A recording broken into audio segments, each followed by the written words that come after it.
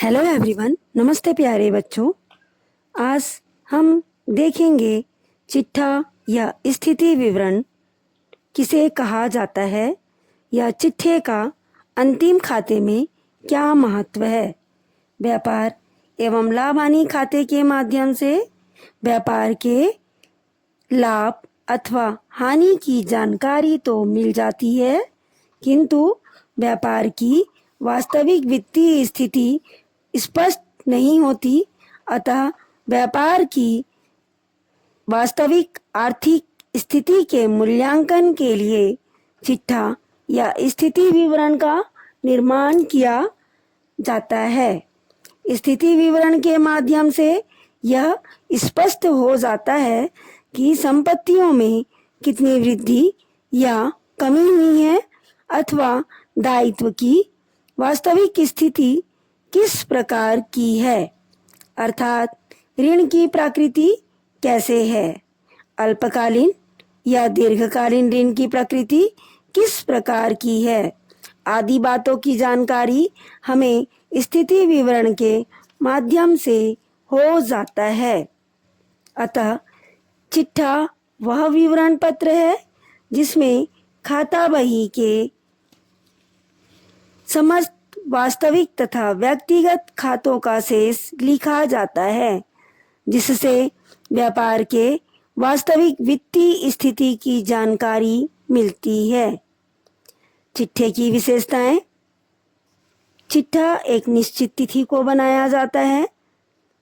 चिट्ठा वित्तीय वर्ष की अंतिम तिथि पर या आवश्यकता अनुसार किसी अन्य तिथि को बनाया जा सकता है।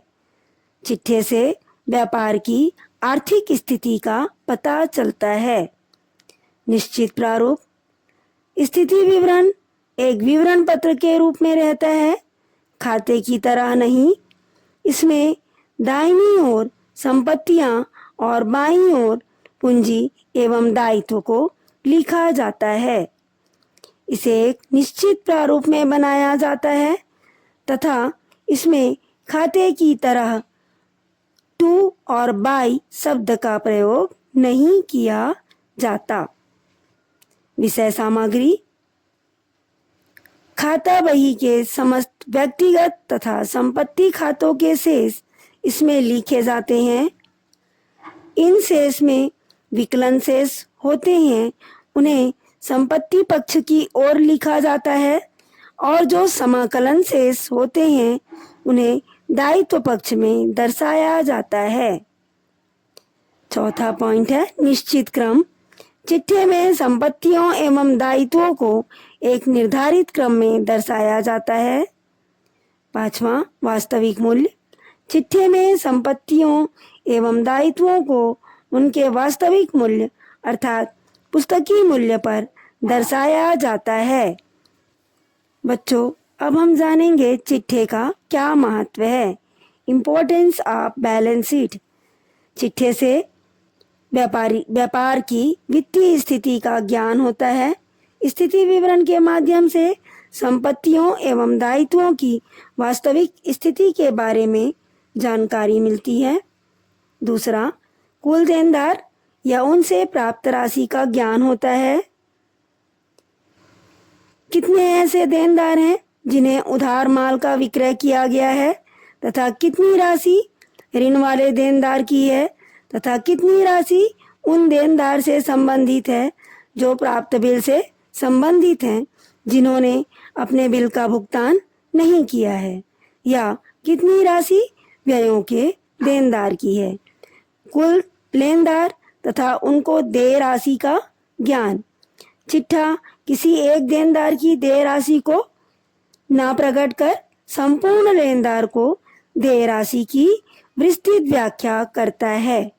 स्थिति विवरण के माध्यम से यह ज्ञात होता है कि किस प्रकार के लेनदार को कितनी राशि का भुगतान करना है, या संपूर्ण लेनदारों में से कितनी राशि ऋण के रूप में देय है तथा कितनी राशि देय बिल के रूप में और कितनी राशि क्रय के लिए देय है तथा कितनी राशि व्ययों के लिए देय है। चौथा, रोकड़ की स्थिति का ज्ञान। स्थिति विवरण के अंतर्गत हाथ में रोकड़ और बैंक में रोकड़ का पता लगाया जा सकता है। पूंजी। व्यवसाय के पूंजी में वृद्धि या कमी के विवरण को स्थिति विवरण के माध्यम से जाना जा सकता है, जो कि शुद्ध लाभ या हानि, आहरण, पूंजी पर ब्याज आदि के कारण हो सकता है। अदत्त व्यय एवं पूर्वदत्त व्यय। चिट्ठे की निर्माण तिथि पर संस्था के विभिन्न अदत्त व्यय, पूर्वदत्त व्यय, अप्राप्य आय, प्राप्य अग्रिम राशि का ज्ञान होता है। जिस प्रकार लाभ हानि से व्यवसाय के शुद्ध लाभ या हानि का ज्ञान होता है, उसी प्रकार चिट्ठे के द्वारा व्यापार की आर्थिक स्थिति का ज्ञान